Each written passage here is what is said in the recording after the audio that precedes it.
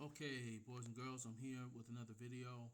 I want to show you how to access the behind the scenes out of the Burning Darkness video and the questions that you have to answer and just talk about them a little bit.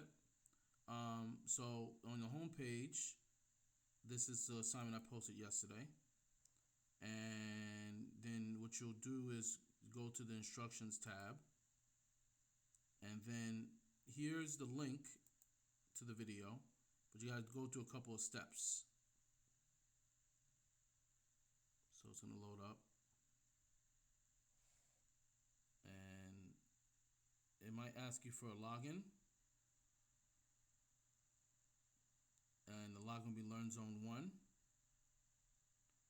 And then if you scroll down, all the way down,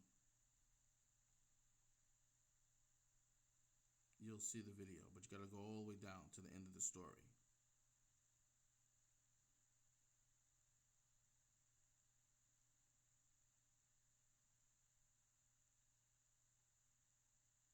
And here we are, right here. So when you click on that, it'll open up a new window, and then it'll start to play. Alright, so once you've done that, and you watch the video, it's about 6 minutes, about 7 minutes. You go to the questions in Google Forms. So there's 4 questions, and they're very specific. First one is, author Kristen Lewis says, who's the author of the story, says that 1909 was an exciting time to be alive in America. She says that at 1 minute and 3 seconds. So you actually can, at that point of the video, you actually should listen to what she says after it. And they want you to give at least 2 pieces of evidence from the video that support this statement. So you need to give 2 examples of how it was an exciting time to be in America. Number 2 is asking, what is the mood or feeling of the section between 110 and 214? How does the mood shift starting at 215? Consider the narration, visuals, and music. Now, I'm going to give you some ideas to think about when you get to that point. 3, based on the video, what was life like for coal miners in the early 1900s? So that comes a little bit after, and give evidence from the video. And then according to the video, what is the difference between narrative and informational writing? She actually talks about this specifically in the last minute and a half. What might Lewis have chosen to include? Why might Lewis have chosen to include both types of writing in her article? She also talks about her reasons for doing what she did. So here's some notes. I took some notes. Just so you have an idea, the person telling the video is the author. Her name is, like I said, her last name is Lewis,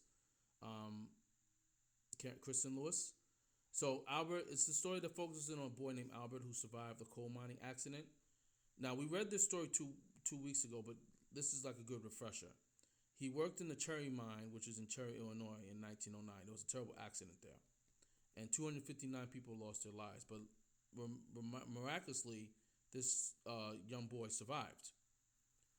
Now, the first question, when it talks about this being an exciting time to be alive, some of the ideas that she talks about is that food was affordable, technology was advancing, there were new inventions.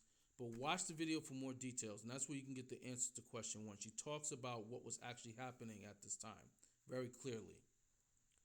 Now, the mood of feeling you get from 110 to 214 in the video, you can hear the music's more upbeat, and she describes things, and it's very upbeat, very exciting. But listen to the music and the author's words. It talks about people had confidence, and she talks about what was going on in a positive way. So that's kind of like the mood of feeling. But then at 2:15, you hear a dramatic shift in the music. Listen to the violin playing. What kind of sounds do they make? What kind of feeling do you get when you listen to it? And what is she also talking about? Listen to how she describes what the children are doing in that section. Question 3, what was life like for coal miners? Very difficult. Work was long hours, lots of labor. But watch the video for more information and for more specific details. But that's a general idea. And then the last question, what is the difference between narrative and informational writing? Why might Lewis have chosen to include both types of writing? So there's 2 questions here. I gave you like a breakdown here. Informational writing, research, there's facts, there's dates, real events, there's a timeline, there's vocabulary words, there's diagrams. A narrative, it sounds like a story. There's quotes from the actual people, but this type of story, she blends both.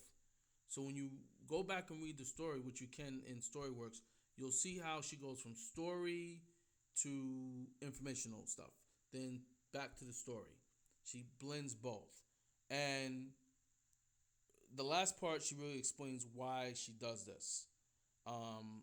Miners were real people, so she tells it like a story. She was telling their story about, especially about the survival of this young boy and what happened at the coal mining accident.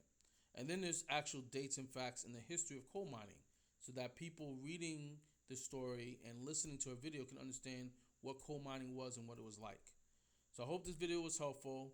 Please reach out to me if you have questions, and I'll do more of these in the future. Okay, bye now.